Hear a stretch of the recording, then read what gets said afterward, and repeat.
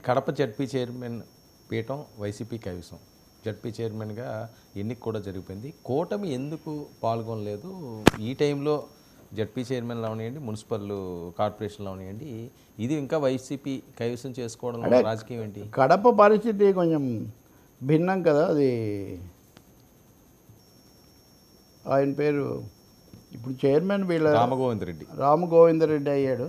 కడపలో 50 ఉంటే 50 జడ్పీటీసీలు ఉంటే అందులో 49 వైసీపీ.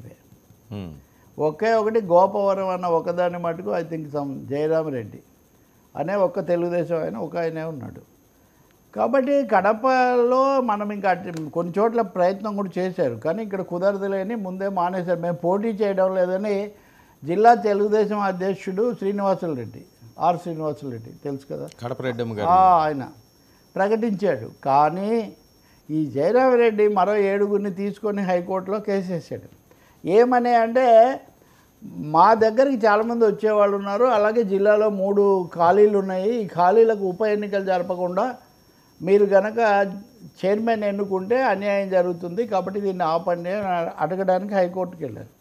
హైకోర్టు కొంచెం విచారించి ప్రశ్నించి అన్నీ చేసి ఈ దశలో మేమేం ఆపలేము అని ఎన్నిక చెప్పింది. దాంతో ఈయన రామగోవిందరెడ్డి ఆయన విజయం సాధించారు. ఖచ్చితంగా ఇది వైసీపీ వాళ్లకు ఉత్సాహం కలిగించే విషయం.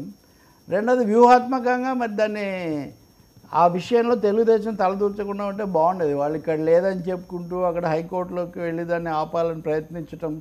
దాంతోపాటు మీరు చూస్తే ఒకచోట జనసేనకు ఒకటి వచ్చింది ఎంపీపీ, కానీ 2-3 చోట్ల వైసీపీ నిలబెట్టుకుంది. అనంతపురం జిల్లాలో ఒకటి, ప్రకాశం జిల్లాలో ఒకటి. ఇదంతా అంటే వెంటనే ఆటోమేటిక్గా స్థానిక స్థానాలన్నీ తలకిందులు అయిపోతాయన్న పరిస్థితి ఎందుకో కొంచెం అలా బ్రేక్ పడినట్టుగా ఉంది.